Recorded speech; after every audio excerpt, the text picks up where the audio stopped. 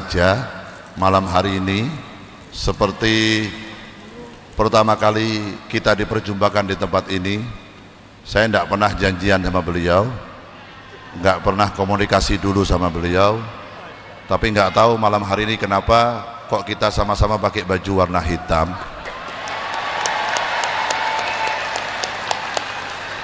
Mungkin memang karena Unisula ini spesial, Unisula ini luar biasa, sehingga beliau Kiai Haji Anwar Zahid, Abah Anza, bersama saya Mas Bidin,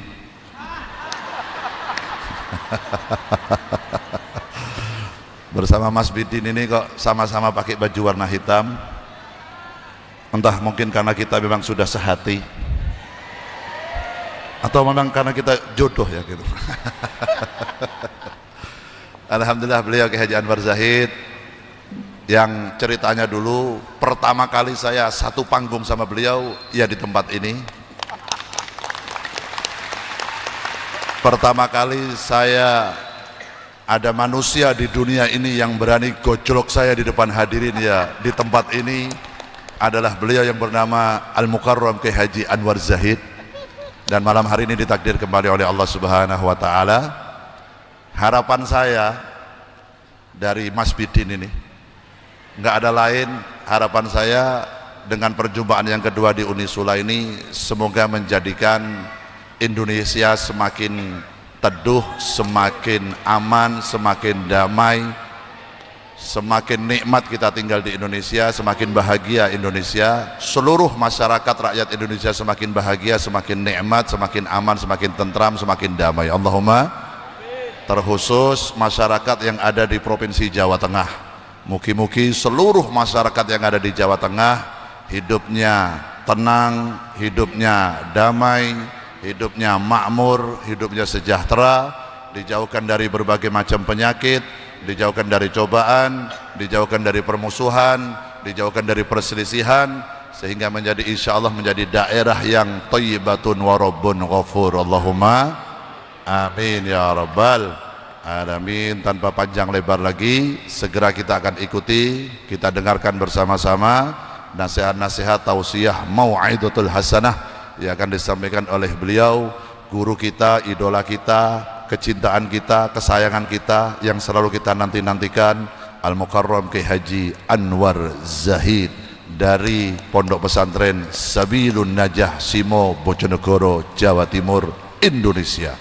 Kepada beliau waktu dan tempat dipersilahkan. Sallallahu ala Nabi Muhammad.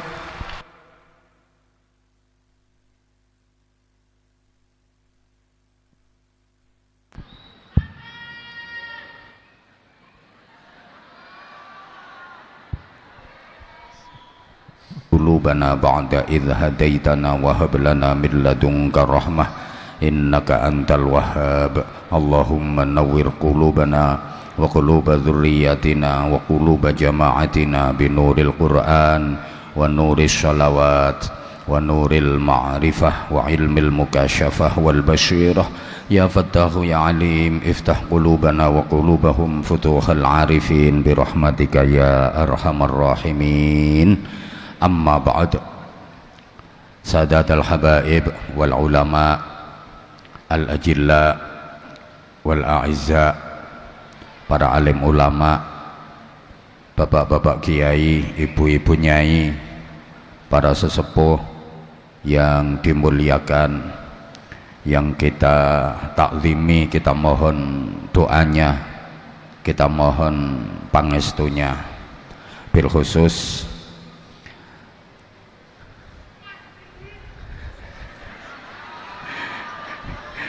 terima kasih sudah diwakili Mas Bidin.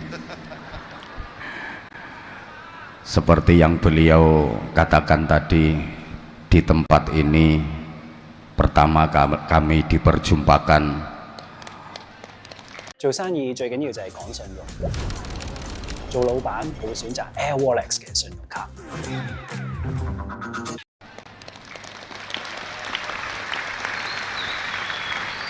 Dan waktu itu alhamdulillah viralnya luar biasa, dan viralnya membawa manfaat dan barokah. Waktu itu beliau mendoakan saya, insya Allah setelah perjumpaan pertama akan sering bersama-sama dalam satu majelis untuk ngaji dan sholawatan, mendinginkan Indonesia, mendamaikan Indonesia. Mudah-mudahan diijabahi Allah. Bahkan waktu itu pula beliau mendoakan bersama-sama mulai dunia sampai surga. Masya Allah, hari ini dipertemukan kembali dan saya juga nggak janjian. Mungkin dia yang niru saya. Biasanya saya itu kalau bareng Az-Zahir selalu pakai baju warna putih. Tapi ini tadi entah kenapa baju warna putih saya itu kotor semua. Adanya ini ya tak saut ini, nggak tahu. Tiba-tiba beliau juga pakai baju warna hitam. Masya Allah. Rupa-rupanya kami berjodoh dunia akhirat. Mudah-mudahan beliau panjang umur, sehat wa'afiyah, terus istiqomah memimpin Az-Zahir, Zahir Mania menuju cinta Rasulullah Shallallahu Alaihi Wasallam, menuju ridha Allah Subhanahu Wa Taala. Yang kita hormati, kita cintai, kita banggakan Bapak Rektor Unisula, Profesor Dr. Haji Gunarto SH MH. Betul Prof? Ya, kemarin ketemu saya di LIP waktu di Bandara Semarang. Beliau mau ke Jakarta, saya mau ke Lampung sama Sumatera Selatan. Jujur, pertama beliau pangling sama saya juga pangling sama beliau, sama-sama panglingnya. Masuk lift kan saya duluan di dalam, beliau begitu masuk dengan gagahnya, Gunarto Profesor Unisula. Dan beliau nggak tahu kalau yang diajak salaman dan di dalam lift itu saya. Bener kan Prof? Alah, ngaku aja. Akhirnya ngobrol-ngobrol, begitu tahu keluar lift baru beliau cium tangan saya. Awalnya ndangak-ndangak kayak gini.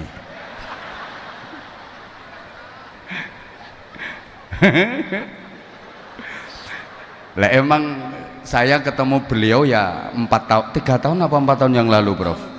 4 tahun yang lalu di tempat ini, dan ketemu lagi baru kemarin plus sekarang ini.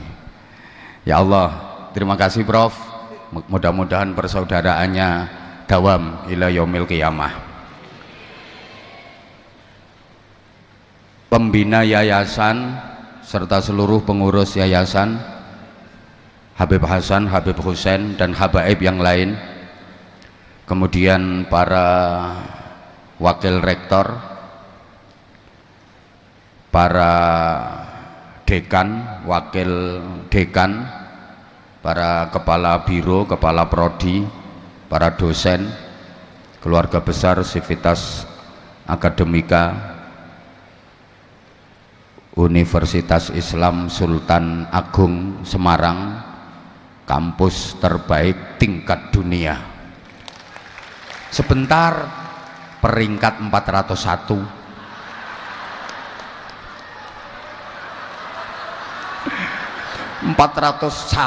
di pamerno. Itu pembodohan publik itu.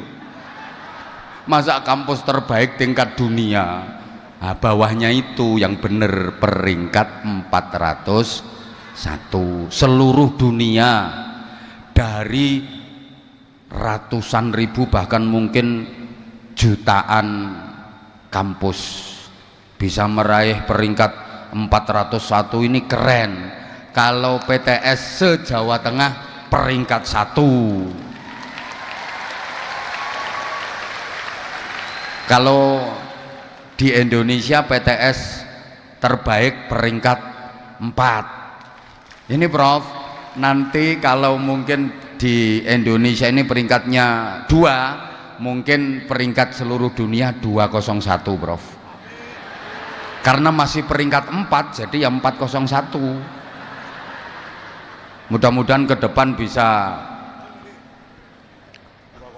201. Masya Allah. Para pejabat pemerintah, baik dari pemerintah provinsi Jawa Tengah, kemudian Pemkot, atau yang mewakili, seluruhnya pejabat yang hadir yang kita hormati, tanpa mengurangi rasa hormat, nggak bisa saya sebut namanya satu persatu. AKBP Maulud, walaupun sekarang bulannya Dzulqa'dah, tapi beliau selalu maulud. Hadir juga AKBP Heri dan semuanya. Masya Allah. Ini acaranya apa ini? Hari ulang tahun Fakultas Hukum Unisula yang ke 63. Udah lama berarti Unisula ini. Boleh saya persembahkan sebuah pantun? Oh, pakai cakep boleh. Ikan hiu halus kulitnya, kejar-kejaran sama buaya. Dirgahayu Fakultas Hukum Unisula, semoga ke depan makin berjaya.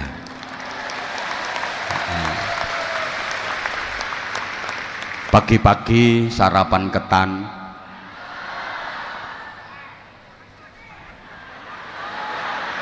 dicampur kulup sama kecambah. Mari ngaji dan sholawatan agar hidup makin barokah.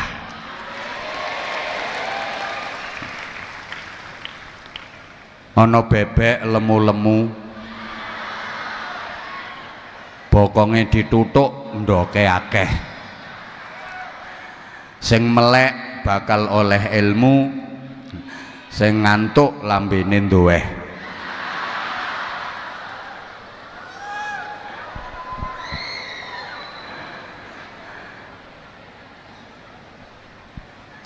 Ikan patin, ikan bandeng, ikan tuna dimasak tumis. Habibidin memang ganteng, Abah Anza lebih manis.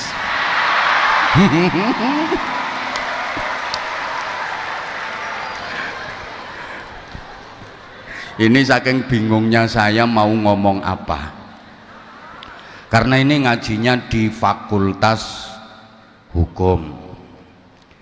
Ini kan untuk para mahasiswa mahasiswi, juga generasi muda Indonesia, dengan kuliah di kampus yang paling keren di Jawa Tengah ini, Fakultas Hukum Unisula. Insya Allah masa depan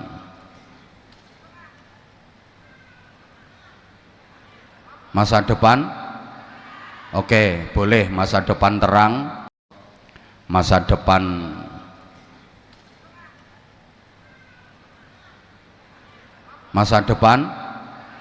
oke, boleh, masa depan terang, cita-cita cemerlang, harapan gemilang, dan kalian insya Allah jadi pemenang bukan pecundang. 63 tahun perjalanan sejarah Fakultas Hukum Unisula. Ini waktu yang tidak singkat. Ya, saya ungkap sejarah. Sejarah itu aslinya kan berasal dari bahasa Arab syajaroh, artinya pohon. Tapi lidahnya masyarakat kita itu mau ngomongin syajaroh repot, maka yang terucap sejarah. Lesan masyarakat kita kan begitu, fardu dibaca perlu, ridho diunekno lilo, ora ridho ya ora lilo, khairun dadi kirun. Masyarakat kita begitu, kalimah syahadah yo diunekno kalimah syada, syahadatain sekaten. Wong ada orang namanya Abdur Razzaq kuwi diceluk Dul Raja, sing parahi Abdul Majid dipanggil Dul Genjit. Masyarakat kita begitu, mbah-mbah kita dulu kalau bersin maunya alhamdulillahi rabbil alamin, tapi karena lidahnya nggak bisa andulamin gitu. Nah, sejarah itu aslinya bahasa Arab, syajarah artinya pohon.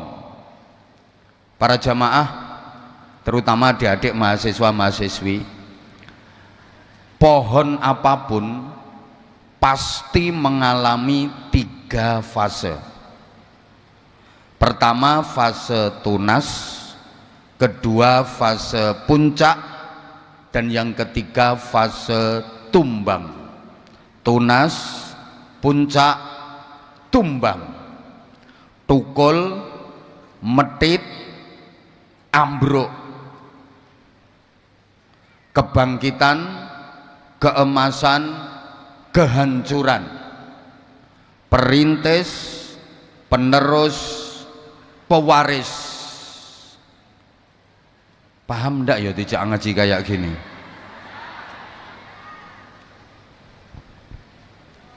Pohon apapun pasti mengalami 3 fase, 3 tahapan. Saya ulang, tunas, puncak, tumbang, tukul, metit, ambruk, kebangkitan, keemasan, kehancuran. Jadi ada generasi perintis, ada generasi penerus, ada generasi pewaris. Maka dalam bahasa sejarah, Bapak Ibu para jamaah rahimakumullah, sejarah itu mempunyai 3 kekuatan yang masing-masing mewakili zamannya. Ada masa lalu, ada masa kini, ada masa depan. Dulu, sekarang, dan nanti. Telah, sedang, dan akan. Madhi, hal, mustaqbal.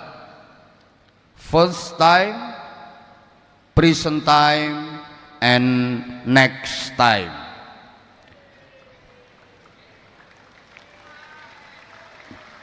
Masing-masing ada wakilnya.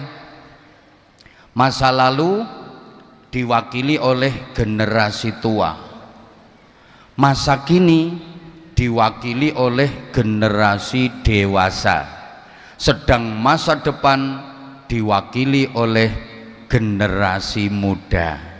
Maka dalam bahasa sejarah, siapakah orang tua?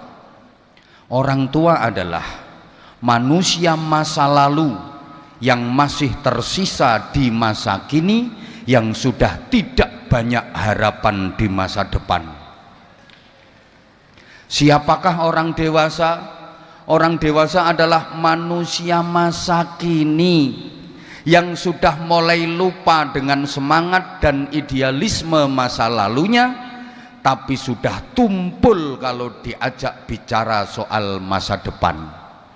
Dan siapakah orang muda? Orang muda itu manusia masa depan yang sudah hadir di masa kini, tapi belum banyak beban dan pengalaman di masa lalu. Loh, ini mikirnya angel loh ini. Ketoke sing diomongi IQ-ne rada rendah, dadi ora paham. Nah sekarang kalau kita bicara masa depan, itu kira-kira untuk generasi tua, generasi dewasa, apa generasi muda? Halo? Kalau kita bicara masa depan itu loh, kira-kira untuk generasi tua, generasi dewasa, apa generasi muda? Betul, generasi muda.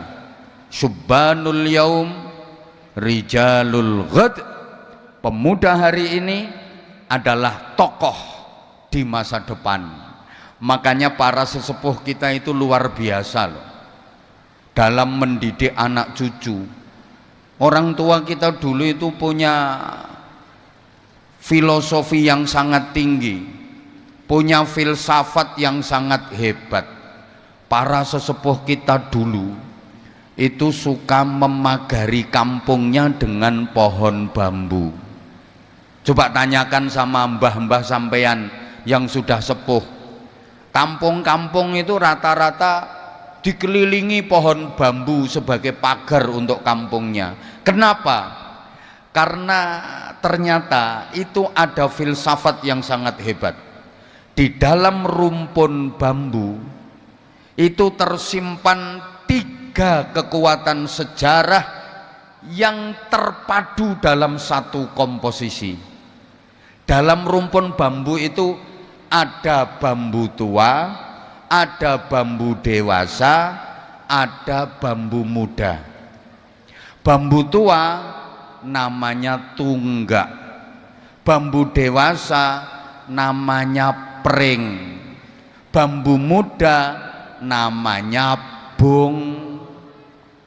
Maka dulu bangsa Indonesia ketika menatap masa depan, ingin merebut, berjuang dan mempertahankan kemerdekaan, itu yang diajak berjuang bukan generasi tua, bukan generasi dewasa, tapi generasi muda. Yang diseru untuk berjuang itu bukan tunggak, bukan pring, tapi bung. Makanya ada lagunya, mari bung rebut kembali. Bukan mari pring rebut kembali, bukan mari tunggak. Sudah lama beta tidak berjumpa dengan kau, sekarang telah menjadi lautan api. Mari bung, jargonnya itu bukan mari tunggak, mari pring, ndak, mari bung, karena yang diajak berjuang itu bung, generasi muda. Maka pada masa pergerakan Indonesia kaya dengan bung-bung bangsa. Ada Bung Karno, ada Bung Hatta, ada Bung Syahrir, ada Bung Tomo, ada Bung Bidin.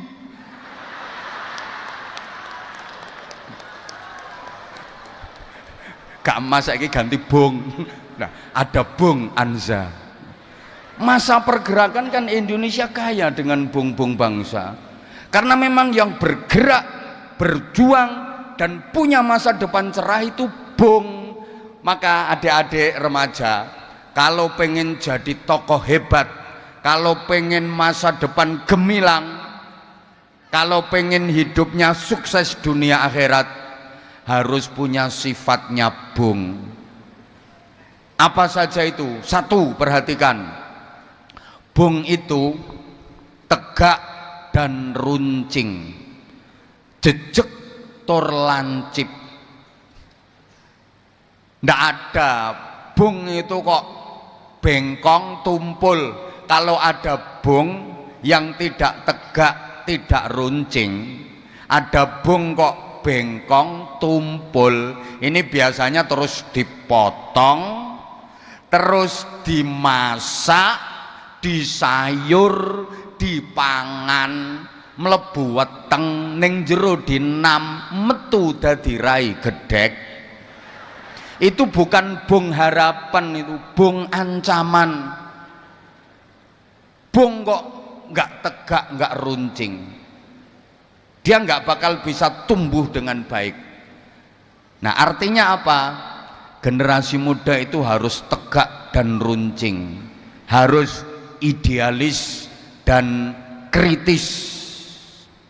Kalian harus jadi generasi yang perintis, bukan pewaris, yang pengais bukan pengemis, yang pelopor bukan pengekor, yang penggerak bukan penggertak, yang luar biasa bukan yang biasa di luar, yang punya karakter bukan yang karaten, yang ahli zikir bukan yang tukang kentir, yang ahli sholawatan bukan yang tukang pacaran, yang beradab bukan yang biadab, yang terpelajar bukan yang kurang ajar. Jadilah pemenang, jangan jadi pecundang. Bikin kata-kata kayak gini susah, ora gampang, mulane yo angel. Dua, Bung itu karakternya selalu ingin melampaui siapa saja. Cita-citanya luar biasa. Jangankan tunggak yang sudah lapuk, pring yang tinggi menjulang harus bisa dilewati. Aku harus lebih tinggi daripada pring itu. Artinya pemuda, generasi muda itu harus kreatif dan dinamis, harus punya himmatun aliyah, harus punya cita-cita lebih hebat daripada generasi sebelumnya, harus bisa melampaui tunggak, harus bisa melampaui pring. Ini cita-citanya Bung. Maka generasi muda itu harus bisa memadukan tiga ilmu secara terpadu: ilmu agami, ilmu profesi, ilmu kreasi, agar menjadi generasi yang takwa, cerdas, terampil, sensitif, kreatif, produktif, imajinatif, inspiratif, inovatif. Ki ngerti pora diomongi ngene iki? Afektif, kognitif, psikomotorik. Iki profesor lo ora ngerti. Nek aku mikir yo suwe kok ngene. Jadi pandai mengolah rasa, pandai mengolah rasio, pandai mengolah raga. Atine tertib, uteke lantip, tangane urip. Ya Allah, paham porae. Mampu menghadapi masalah moralitas, kreativitas sekaligus kriminalitas. Ngerti, pinter, prigel, sregep zikir, pinter mikir, duwe musuh wani melintir. Wis muga-muga paham. Nah, yang ketiga, Bung itu punya pelindung diri berupa selubung atau jaket tebal dengan bulu-bulu yang halus tapi tajam. Itu bahasa Inggrisnya the slumpring.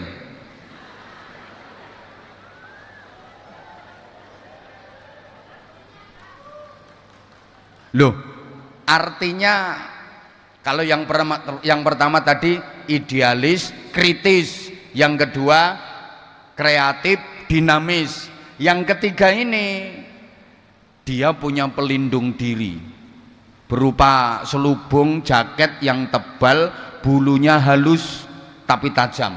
Jangan macam-macam kau pegang, kau bisa ditusuk-tusuk sama。我買咗張電競按摩椅俾自己，打機賺錢啦！冇錯，舒舒服服咁樣喺 Shopback 打機都可以賺錢㗎。Shopback 係一個現金回贈平台，打開佢哋 Play 頁面，哇！一個遊戲最高可以賺千幾蚊啊！快啲揀翻想玩嘅遊戲下載，然後開始打機，完成關卡就開始賺錢㗎啦！打機唔使課金之餘，仲有錢賺啊！賺到嘅錢可以經轉數快提取或者直接存入你嘅銀行戶口。輸入專屬推薦碼，登記成為新客戶，仲可以有30蚊現金獎賞啊！記住 Shopback 回贈唔係分，現金先至真，快啲下載，一齊打機，一齊賺錢啦！Eksklusif kok angel men to. Ya biasanya ngajine non desa-desa dikongkon ngaji no kampus yo. Eksklusif, tapi eksklusifnya bukan dalam rangka sombong. Eksklusif yang protektif. Understand? Wih, orang ngerti ya wis pokoknya yes ngono ae. Eksklusifnya bukan karena angkuh, karena sombong, ndak, tapi eksklusifnya karena menyadari kualitas internal bahwa aku harus berproses dengan aman, belum waktunya aku keluar.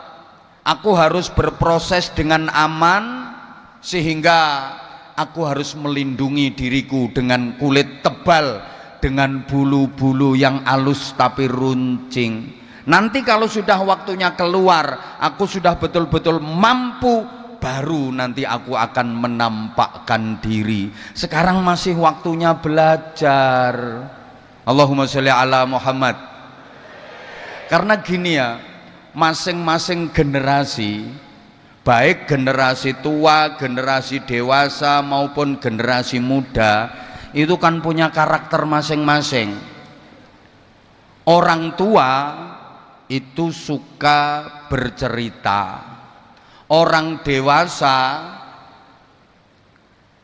sibuk dengan realita, sedangkan anak muda akrab dengan idealita. Makanya kakek dan nenek yang tua kalau didatangi cucunya mesti suka bercerita. Ayah ibu yang dewasa kalau anaknya minta sesuatu alasannya sibuk kerja, sedangkan anak-anak paling suka kalau ditanya cita-citanya mau jadi apa. Tokoh tua sibuk menulis biografi, tokoh dewasa sibuk berprestasi, menduduki kursi, rebutan posisi, kalau perlu koalisi dan korupsi. Sedangkan anak muda pandai berorasi, suka demonstrasi, bahkan ada yang ahli caci maki. Tapi orangnya nggak datang di sini. Nah, sehingga yang perlu benar-benar dibenahi itu yang generasi muda. Allahumma sholli ala Muhammad. Karenanya mudah-mudahan kampus ini benar-benar bisa menjadi kawah condro di muka untuk menuju Indonesia emas. Nah gini para jamaah, modalnya apa? Saya nggak bakal menyampaikan banyak hal. Wahyu yang pertama kali diterima oleh Rasulullah Shallallahu Alaihi Wasallam sekaligus itu merupakan SK kenabian, itu adalah Iqra bismi rabbik. Iqra bismi rabbikal ladzi khalaq, dan seterusnya. Iqra itu dimensi intelektual, bismi rabbik itu dimensi spiritual. Iqra nggak boleh lepas dari bismi rabbik, artinya dimensi intelektual nggak boleh lepas dari dimensi spiritual. Intelektual nggak boleh lepas dengan nilai-nilai keimanan. Para jamaah yang saya hormati rahimakumullah, Iqra mengantarkan manusia jadi pinter, bismi rabbik mengantarkan manusia jadi bener. Nah gini, kelemahan pendidikan modern di kampus-kampus, di universitas-universitas, di fakultas-fakultas, itu kebanyakan Iqra, kurang bismi rabbik. Sedangkan pendidikan salaf di pondok-pondok pesantren itu kebanyakan bismi rabbik, kurang Iqra. Duh, kok kayaknya nggak mudeng ya jamaahnya. Halo? Bisa memahami yang saya omongkan? Ya Allah, piye ya ngene iki? Ngadeg ae.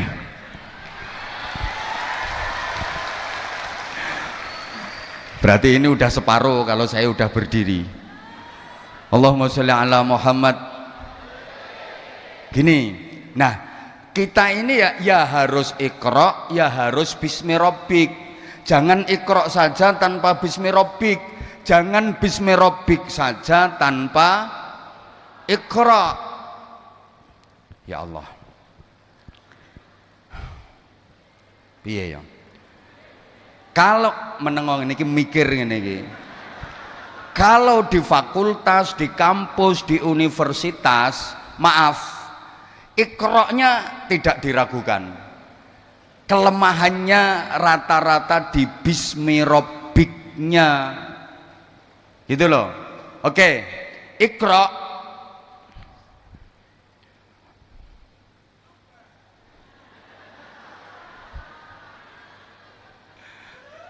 Mikir ngene iki.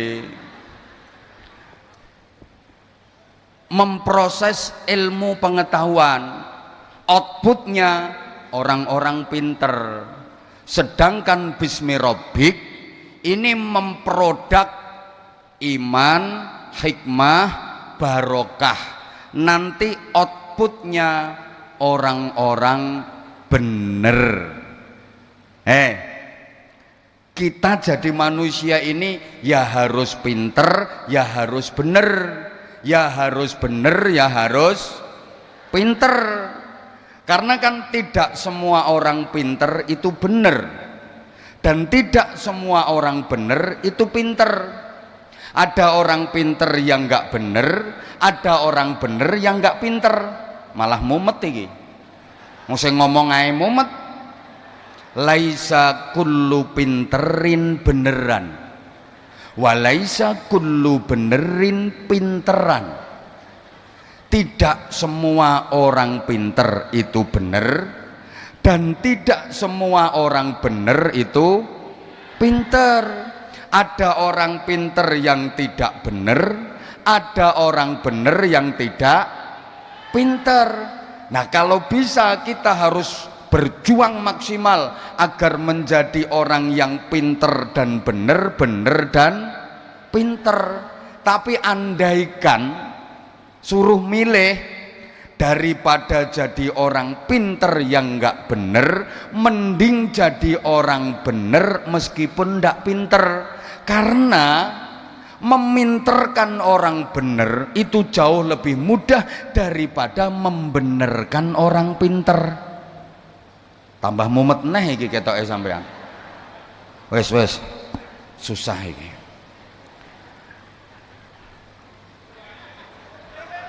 Maksud saya begini, sampean biar berpikir bahwa banyak orang hebat, orang sukses itu bukan hanya mengandalkan intelektualitas saja, tapi juga harus ditopang kuat dengan spiritualitas. Ngono lho maksudku. Makanya jangan cuma mengandalkan ilmu saja. Allah ya Karim, piye yo ngene iki. Mumet aku ngene iki. Gara-gara klambine padha irenge iki lho paling. Gini ya. Banyak orang pinter yang enggak bener. Banyak orang bener yang enggak pinter. Kalau bisa ya pinter ya bener ya bener ya. Ini ganti kayak contoh gak cetot. Ada orang itu pinter tapi nggak bener. Wah ini bahaya. Pinter kalau nggak bener keblinger. Bener kalau nggak pinter nganyelke. Wes dikai contoh ae. Pinter tapi nggak bener, keblinger, dan punya potensi untuk ngentek ke bekakas. Ternyata yang ngerusak segala sesuatu itu bukan orang bodoh. Innama ahlakas syayyana ahluh. Ternyata yang merusak tatanan itu ahlinya. Bener kok. Halo? Yang merusak tatanan di Indonesia ini orang bodoh apa orang pinter? Sing kenceng toh. Yang ngerusak tatanan di negeri ini orang bodoh apa orang pinter? Yang menghabiskan duit negara, jatahnya rakyat miskin, itu orang bodoh apa orang pinter? Orang pinter. Yang bodoh mestinya pengen tapi gak ngerti dalane. pengen tapi gak roh carane. Lho, sing uripe bingungke wong bodoh apa wong pinter? Wong pinter, wong bodoh ora iso bingungke wong dekne wis bingungi karepe dhewe. Yang merusak perekonomian ini orang-orang yang ahli di bidang ekonomi. Yang merusak hukum ya orang-orang yang ahli di bidang hukum.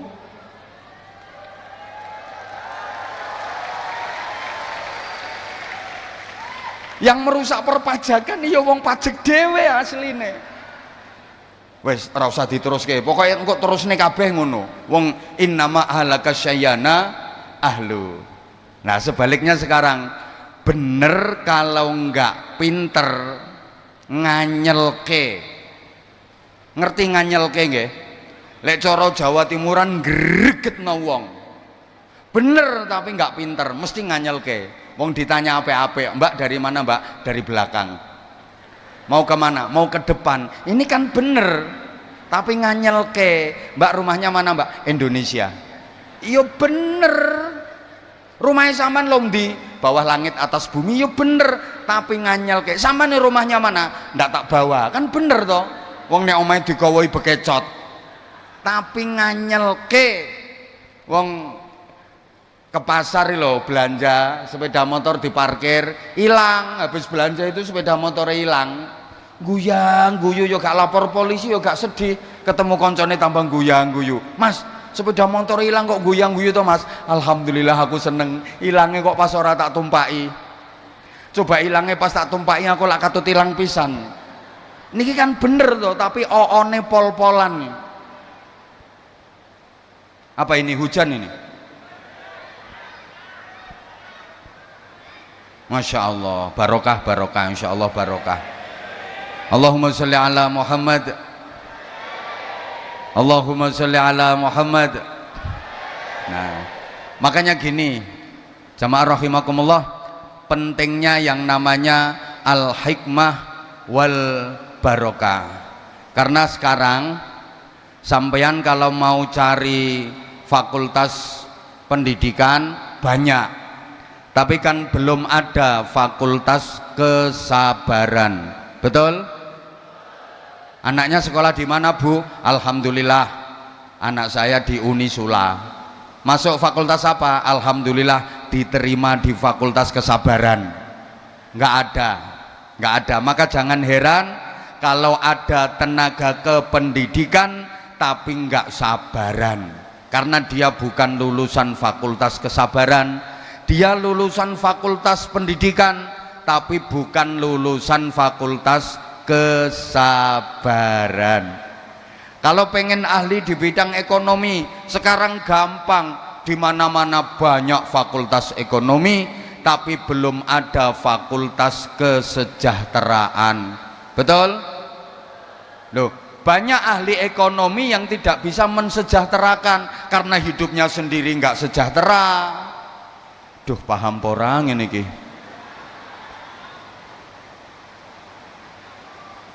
Loh, pengen ahli di bidang teknik ya sekarang banyak fakultas teknik, tapi kan nggak ada fakultas takwa.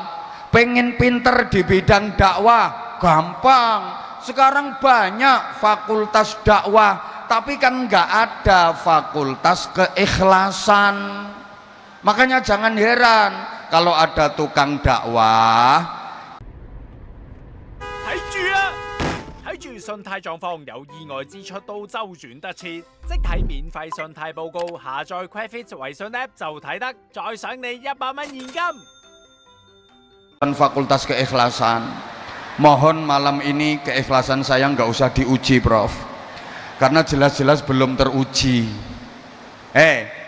Banyak fakultas hukum tapi nggak ada fakultas kejujuran, nggak ada fakultas keikhlasan.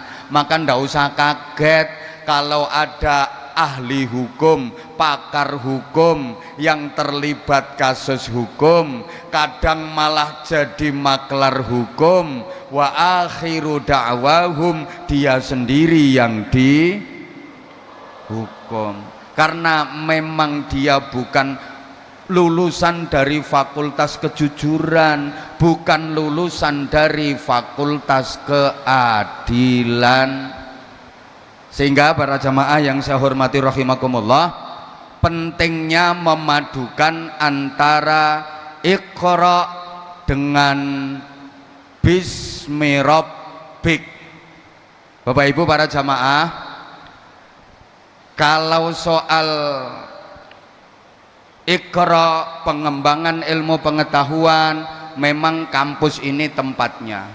Sekali lagi, mungkin yang lebih perlu ditekankan adalah Bismi Rabbik, pendidikan karakter. Bangsa kita ini nggak kekurangan orang pinter kok. Kita yang kekurangan ini orang bener, betul? Astagfirullahaladzim, gak direken aku. Maaf ya kalau kondisinya hujan nih, meskipun di dalam ruangan kayak gini fokusnya jadi berkurang. Oke, sekarang dilanjut. Para jamaah yang saya hormati rahimakumullah, dari Bismi Rabbik ini nanti lahirlah yang namanya al-hikmah wal barokah. Ini penting. Maka saya sering sampaikan juga, orang itu bisa sama di dalam doa tapi berbeda di dalam ijabah, sama di dalam ilmiah tapi bisa berbeda di dalam manfaat, sama di dalam mauidhah tapi berbeda di dalam inabah. Ngajinya bisa sama, tempatnya bisa sama, waktunya bisa sama, tapi fahamnya berbeda-beda. Yang hadir di sini ini loh, tempatnya sama, acara yang diikuti sama, ngajinya sama, tapi fahamnya bisa berbeda-beda. Tingkat pemahamannya aja loh bisa berbeda-beda. Ada kok sing kawit mang leh ngingeti aku metenteng tapi orang mudeng. Ada orangnya duduk kakinya selonjor. Loh, ada yang kelihatannya nggak merhatiin wes, tolah-toleh, kelengah-kelengo, pelengaan, tapi meskipun begitu ya babar bisa ora paham. Sorry ya, sama-sama air itu khasiatnya bisa berbeda-beda kok. Airnya sama tapi nilainya bisa berbeda-beda. Udah, sama-sama jilbabannya, tingkat solihahnya bisa berbeda-beda. Sama-sama bersolawatnya, nilai syafaat yang didapat nanti juga berbeda-beda. Yang hadir di sini aja ini loh, ada yang memang betul-betul niatnya tulus, pengen ikut bersolawat, pengen nyambung dengan Nabi Muhammad, pengen mendapatkan syafaatnya Nabi Muhammad Sallallahu Alaihi Wasallam. Nah, ketoro mulai awal sampai akhir serius, ketoro mulai awal sampai akhir fokus tenanan le solawatan. Nah, tapi ada yang niatnya sekedar pengen menikmati suara Habibnya, apalagi pengen menikmati wajah ganteng Habibnya. Dirubah itu niatmu. Woi, mbah ra direken aku. Halo, Allah ya Karim. Bapak Ibu para jamaah, kekuatan spiritual ini jadi penting. Makanya ya, doa yang dibaca bisa sama, tapi tingkat keampuhan dari doa itu bisa berbeda-beda. Sama-sama Fatihah, kalau yang membaca kuwi Mbah Yai alim sing kiai tenanan, Itu Fatihah bisa jadi wasilah sembuhnya penyakit. Anak yang tadinya dedel menjadi cerdas. Tapi nek sing maca lambemu karo lambeku, sama-sama lambe, ya Allah ra nyaut tok. Ambok dicekoki banyu diwacake Fatihah nganti 2 drum 3 drum orang ngefek. Ingat enggak para jamaah rahimakumullah, pernah Rasulullah dalam sebuah perjalanan itu kan dihadang rampok namanya Surakoh. Rasulullah sendirian enggak bawa senjata. Surakoh membawa pedang lengkap dengan pasukan berkuda. Rasulullah dikejar, dihadang, kemudian pedangnya Surakoh dihunus, ditempelkan ke lehernya Rasulullah sambil diancam, ya Muhammad, man a'anak, hei Muhammad, kalau udah kayak gini siapa yang akan menolongmu? Rasulullah hanya menjawab dengan satu kalimat. Ayo tolong ditirukan sama-sama, mudah-mudahan dapat barokahnya. Rasulullah menjawab, Allah. Bareng sekali lagi.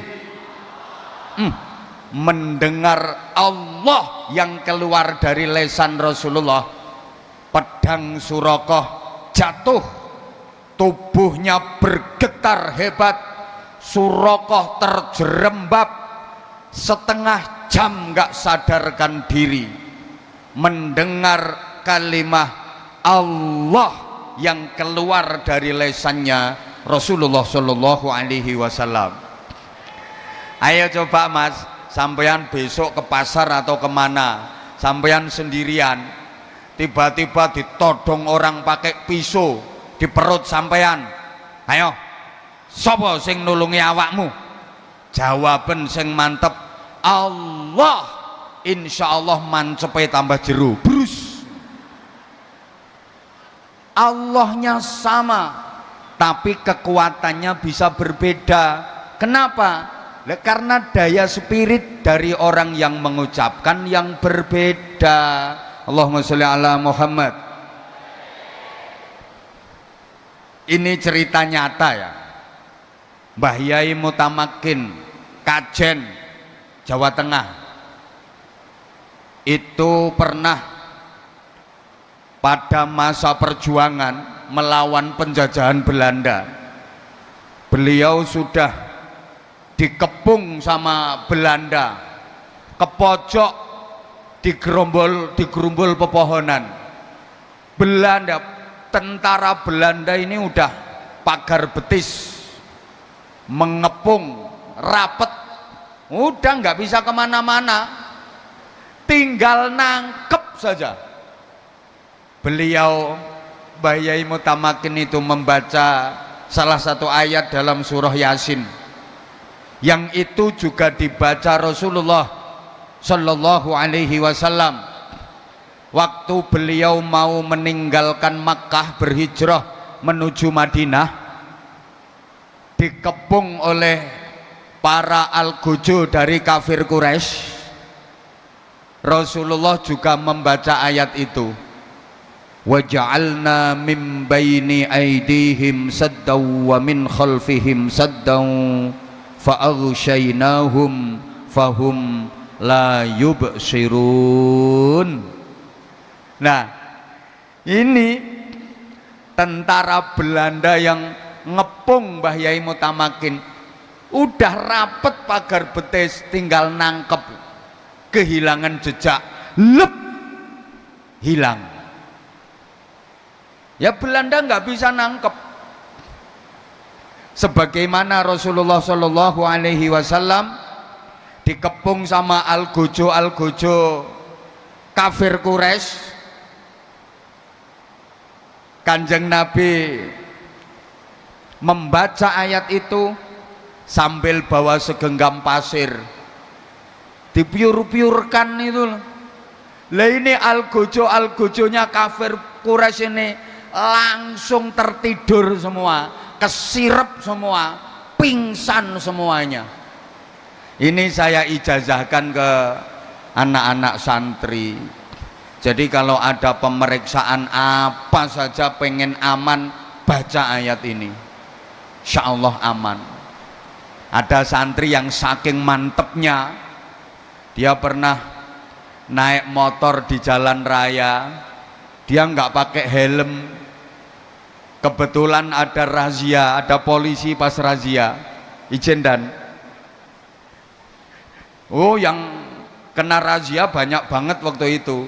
Lah ini santri, dia ngerasa tenang karena udah punya doa, udah punya ijazah, walaupun dia nggak pakai helm. Everybody wake up! Our shepherd has been murdered, and we shall solve the crime. What's with them? I am George Hardy's lawyer. He left $30 million. We have our motive. Look for clues. I may be inside a clue. Sheep. I want to bash it. I want to bash it so bad.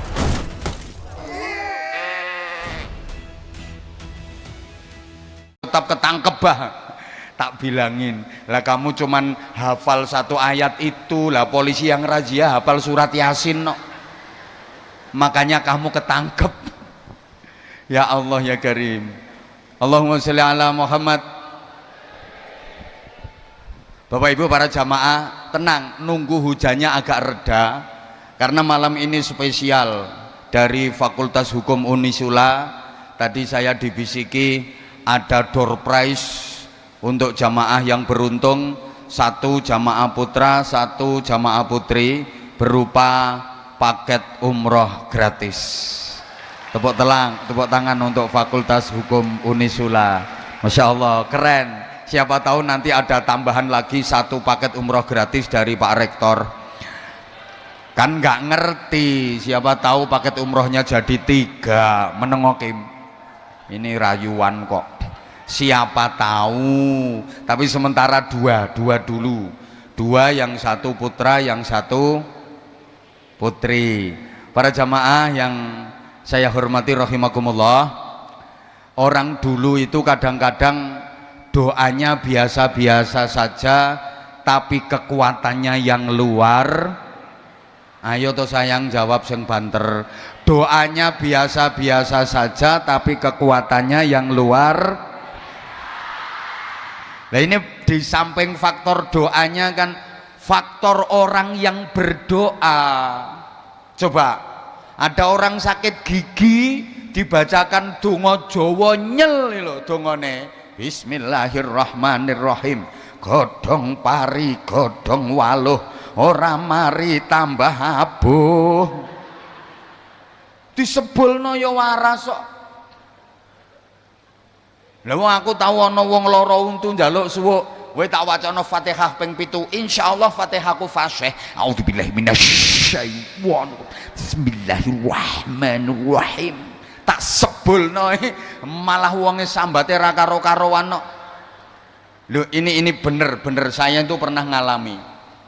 Orang dulu itu kalau bisulen udunen nih loh, udunen itu doanya cuma kidul kono ana Semar gawe pundung, upil kuirung ora sida dadi udun, la ilaha illallah Muhammadur Rasulullah, cutekne upil irung diusapno udune waras kok. Saya pernah udun cilik lho, udun semat lho, udun semat. Masya Allah, adem panas, teyang. Jadwal ngaji banyak. Duh ini gimana ini? Sore-sore aku eling, enek donga mandi, ra kesuwen wis tak waca ae. Bismillahirrahmanirrahim. Kidul kono ana Semar gawe pundung, upil kuirung ra sida dadi udun, la ilaha illallah Muhammadur Rasulullah. Tak cutekne upil irung, katik pas meler dadi entuk akeh. Usep-usepno, alhamdulillah. Sore tak suwuk Bu, esok langsung udune manak telu. Doanya sama. tapi mandinya kok enggak sama. Ya ini karena lambenya yang membaca ini yang enggak sama. Allahumma sholli ala Muhammad. Yo. Makanya ini nek sampean ora paham apa yang namanya al-hikmah wal barokah. Alhamdulillah udah mulai reda hujannya. Saya tanya tolong dijawab yang kenceng. Sampean-sampean semua ini percaya sama barokah apa enggak? Karena akhir-akhir ini orang udah mulai kehilangan kepercayaan kepada yang namanya barokah. Kepercayaan dengan barokah akhir-akhir ini mulai luntur. Ini perlu diperkuat lagi. Saya ulang, sampean-sampean yang hadir di sini ini percaya dengan adanya barokah apa enggak? Yang enggak percaya tolong syahadat lagi. Karena barokah itu banyak disebutkan dalam ayat Al-Quran. Kalau enggak percaya barokah itu nyata, kalau enggak percaya barokah itu ada, sama halnya dengan enggak percaya sama Al-Quran. Barokah banyak disebut dalam ayat Al-Quran, termasuk surat yang menjadi dasar hukum peristiwa Isra Mi'raj. Awal juz 15 itu juga disebutkan barokah. Subhanalladzi asra bi'abdihi lailan minal masjidil harami ilal masjidil aqsa. Terus alladzi barokna haulah, yang sekelilingnya kami penuhi dengan barokah. Inna awwala baitin wudi'a lin-nasi lalladzi bi Bakkata mubarakah. Sesungguhnya bangunan yang pertama kali dibangun di bumi ini adalah bangunan yang ada di Bakkah. Dulu namanya Bakkah sebelum menjadi Makkah. Apa itu? Ka'bah. Mubarakah, yang dibarokai. Banyak ayat Quran yang menyebutkan barokah, termasuk Nabi Musa waktu masih bayi itu kan termasuk bayi yang bisa ngomong. Nabi Musa itu waj'alani nabiyya waj'alani mubarakan ainama kuntu wa awsani bis sholati waz zakati ma dumtu hayya waj'alani mubaraka, dan Allah menjadikan aku yang dibarokai. Allahumma sholli ala Muhammad. Itu yang ayatnya mesti jenengan paling hafal. Walau anna ahlal qura amanu wattaqau lafatahna alaihim barakatim minas samai wal ard.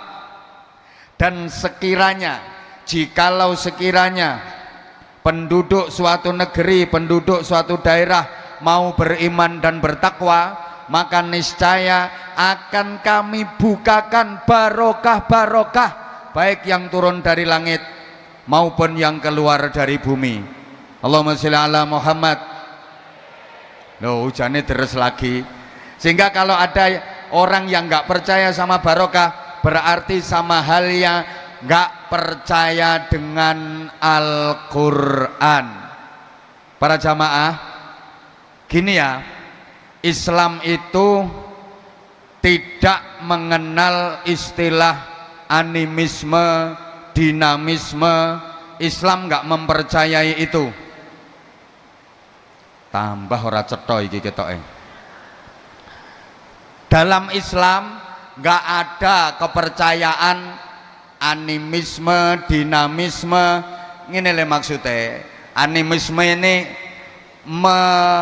mempercayai ada satu benda atau tempat yang didiami roh nenek moyang. Ini ada tempat, ini ada benda didiami arwah nenek moyang. Allah, paham pora atau ini? Atau ini ada benda bisa mendatangkan sial. Bahaya itu. Woi, woi, wah, ini kok sial terus, kenapa ya? Karena ini di rumah lagi ada ada benda yang membawa sial. Islam tidak mempercayai itu. Atau misalnya semenjak aku memelihara burung ini, Ki viral iki Cau Mania iki. Viral ya kemarin ngene-ngene kuwi le. Kicau Mania viral iki, viral. Nggak boleh dibawa ke sholawatan. Sallu ala Muhammad, sallu alaihi wasallam, nggak oleh ngono kuwi.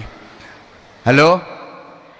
Misalnya mempercayai itu totamisme, meyakini kalau binatang itu punya kekuatan tertentu.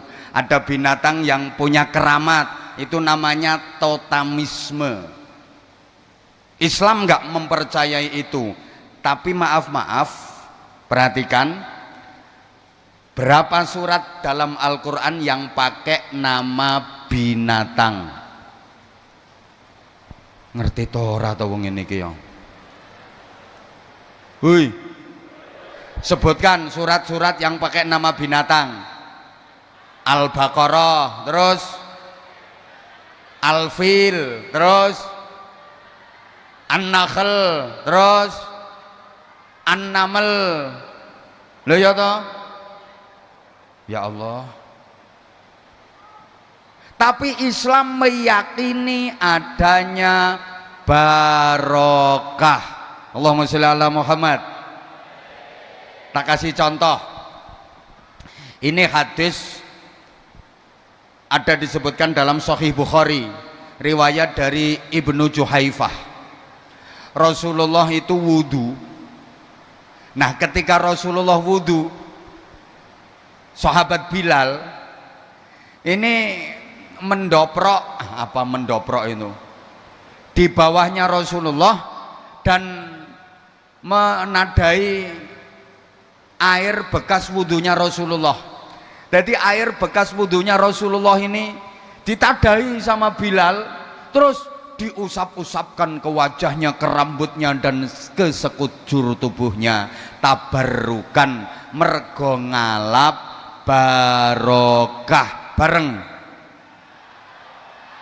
Melihat itu sahabat-sahabat yang lain fayabtadiruna biwudu'ih, mereka cepet-cepetan wudhu, kemudian berebut kepingin mendapatkan air dari sisa wudhu Rasulullah Shallallahu Alaihi Wasallam. Padahal waktu itu jumlah sahabat 1000 lebih, ya tidak mungkin mencukupi. Maka akhirnya faman asyaba tamassaha, sahabat yang berhasil mendapatkan percikan air dari bekas wudhunya Rasulullah itu langsung diusap-usapkan ke wajahnya dan ke sekujur tubuhnya. Wa man lam yusib akhadha min balaliyati sahibih, sahabat yang tidak berhasil mendapatkan percikan air itu, maka dia pegang tangan temennya yang berhasil mendapatkan walaupun sedikit basah dengan air bekas wudhunya Rasulullah untuk diusapkan ke wajahnya, ke tubuhnya. Masya Allah. Mergo apa? Ngalap barokah. Faham? Bahkan karena dia nggak dapat sama sekali, ini ada tangan temennya yang sudah mendapatkan bekas dari sisa airnya Rasulullah, sambung diusap-usapkan. Sehingga kalau di kalangan santri para jamaah, wah, barokah itu sesuatu yang sangat istimewa. Sampai-sampai air atau bekas minumannya kiainya itu jadi rebutan. Pokoknya kiainya habis minum itu ditungguin, nanti sisanya nggo rebutan. Karena apa? Barokah. Malah anak-anak di pesantren saya ini luar biasa, belum tak minum sudah dihabiskan. Katanya barokahnya masih utuh. Loh, banyak kok hadis-hadis seperti itu. Lagi ketika Rasulullah melaksanakan ibadah haji,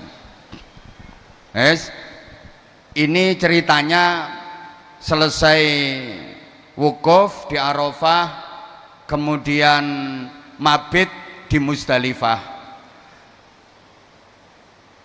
Fayati Jumratul Aqabah.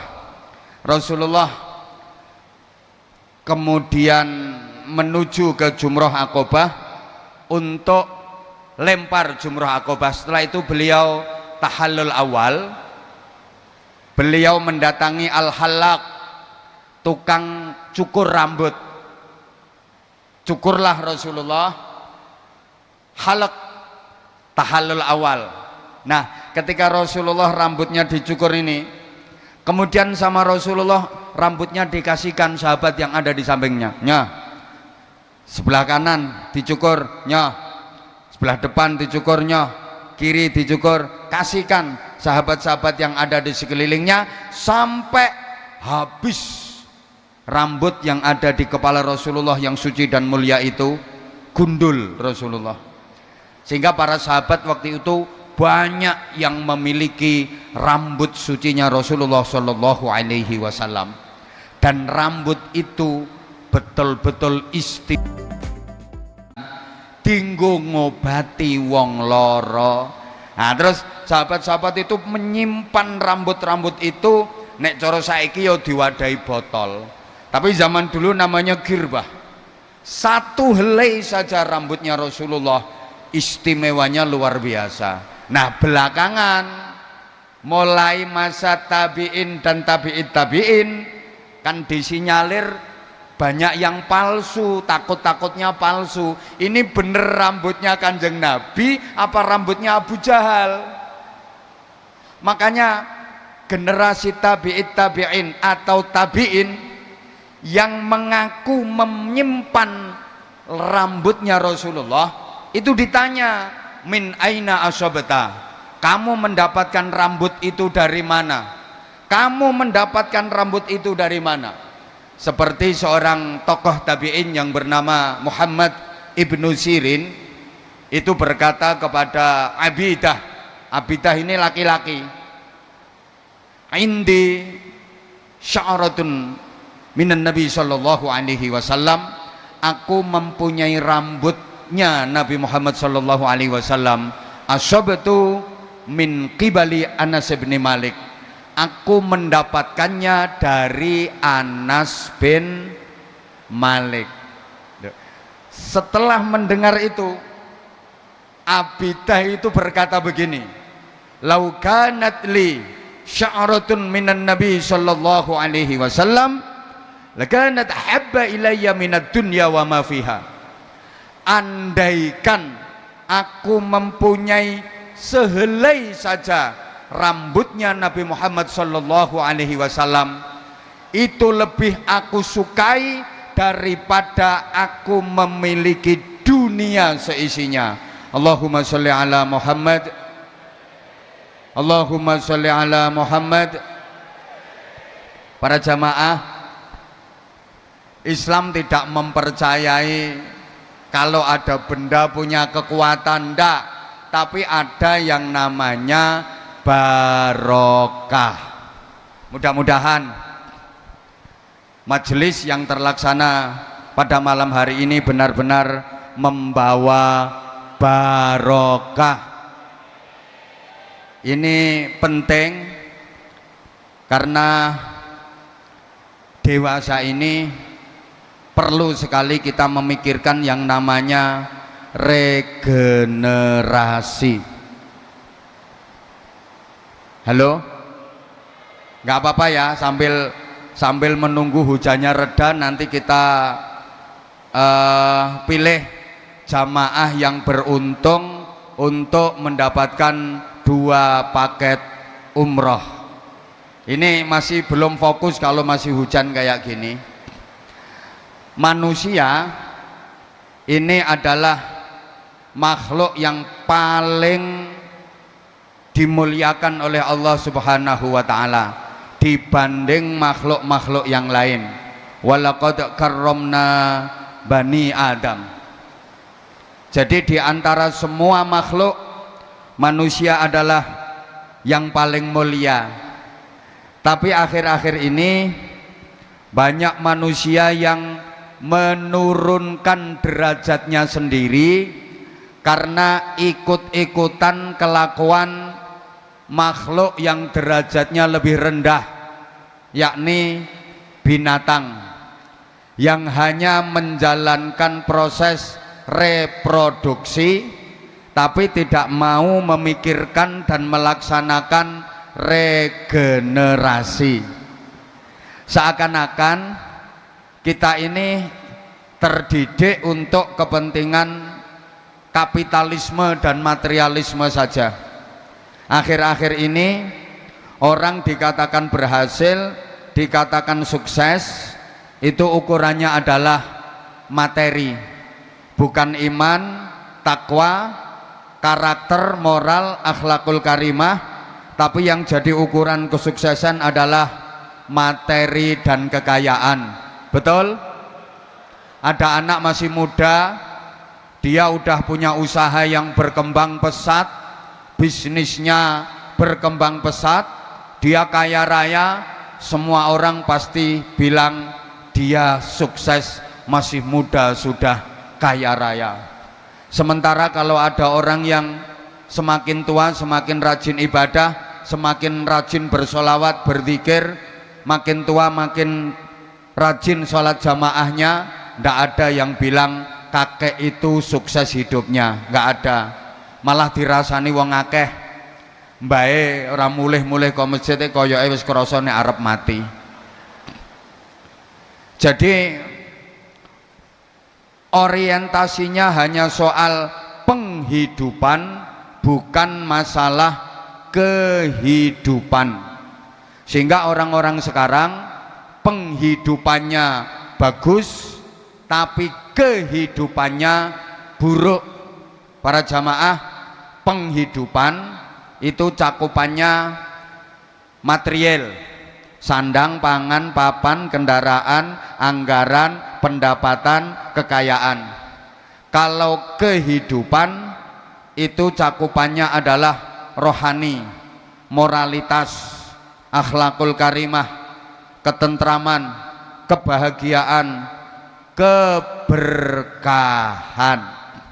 Orang sekarang penghidupannya baik-baik tapi kehidupannya merosot. Kita kalah dengan orang dulu. Ketentraman hidup kita kalah sama orang-orang dulu. Manfaat dan keberkahan hidup kita kalah sama orang-orang dulu. Kalau secara materi kita sekarang menang dibanding orang-orang dulu, orang sekarang jauh lebih kaya, betul?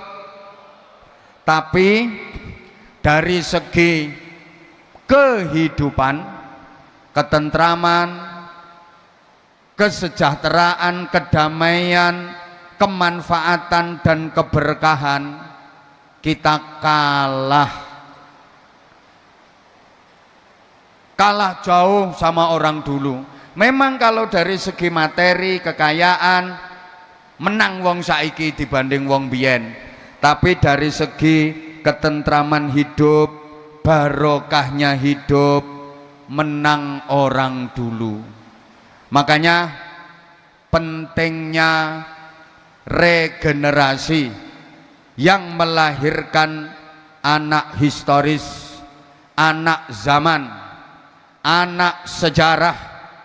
Para jamaah yang saya hormati rahimakumullah, regenerasi akhir-akhir ini terhambat karena kemajuan teknologi. Zaman yang banyak orang menyebut era digital akhir-akhir ini, regenerasi kita benar-benar terhambat. Manusia sekarang ini nggak mau dituntut harus bisa jadi manusia siluman. Artinya manusia siluman itu bagaimana? Manusia yang harus hidup di dua dunia. Kalau orang dulu kan hidupnya hanya di satu dunia, dunia nyata. Tapi orang sekarang di samping hidup di dunia nyata, justru lebih banyak hidup di dunia maya. Betul? Loh, ranyaut. Orang sekarang ini antara hidup di dunia nyata dengan di dunia maya, lebih banyak hidup di dunia maya. Betul? Maka saya katakan manusia sekarang ini manusia-manusia siluman, karena hidupnya di dua dunia. Di samping dunia nyata juga banyak hidup di dunia maya. Makanya orang ngaji sekarang sama orang ngaji dulu beda. Orang ngaji dulu itu benar-benar ngaji, ngedep kiai, bawa kitab, maknani, ngesai.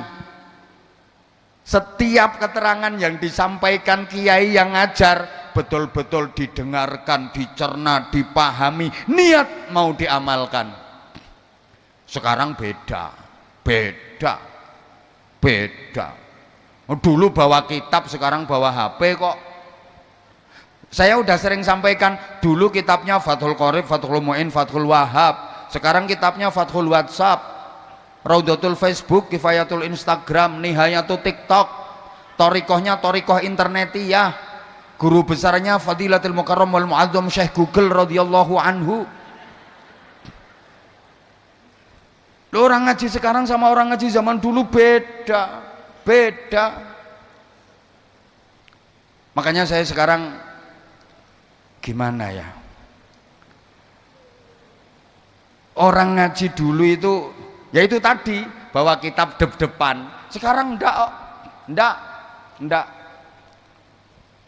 Yang ceramah serius, jamaahnya update status. Yang ceramah konsentrasi, jamaahnya bikin story. Yang ceramah petentengan, jamaahnya chattingan.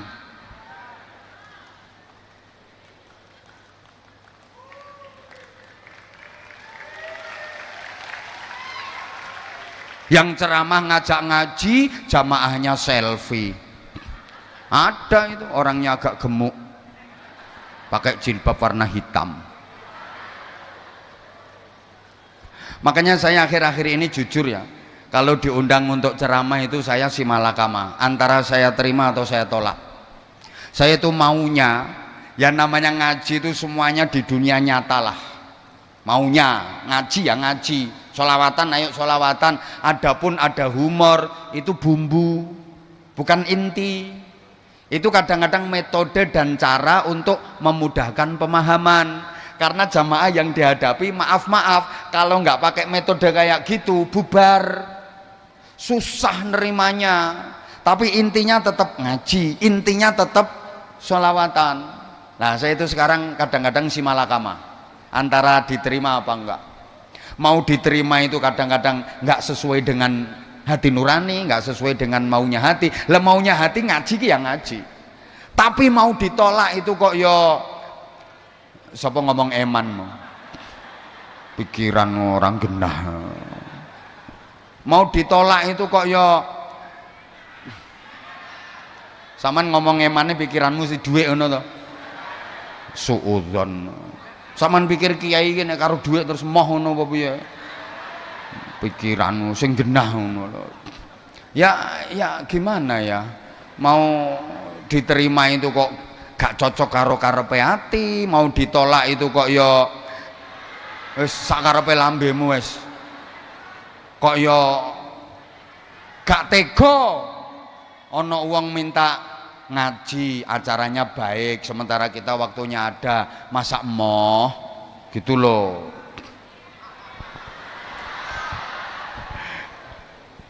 Ya tapi jujur ini benar-benar menghambat regenerasi. Ya gara-gara HP itu pula orang sekarang jam tidurnya jadi pada mundur. Betul? Betul? Lah utak-utak HP terus. Orang dulu itu turune dhisik, tangine gasik, sehingga malam bisa bangun untuk qiyamul lail, berzikir, berdoa, bersolawat sampai subuh. Wong biyen sore wis do turu. Mulane wong biyen anake akeh-akeh. Nah kan sore wis turu, dadi semalam entah bisa berapa kali sholatnya, zikirnya. Belum banyak hiburan, TV aja belum ada, apalagi HP. Orang sekarang ini dini hari jam 2:30 saya utak-utak HP, baru akhirnya menjelang subuh malah tidur. Bangun-bangun jam 8, sholli fardhu subhi rakaataini mustaqbilal qiblati kawanan lillahi ta'ala. Ada apa enggak yang kayak gitu? Ayo coba. Ya kuwi sing bengok kuwi kok. Ibu-ibu maaf, Bu, maaf.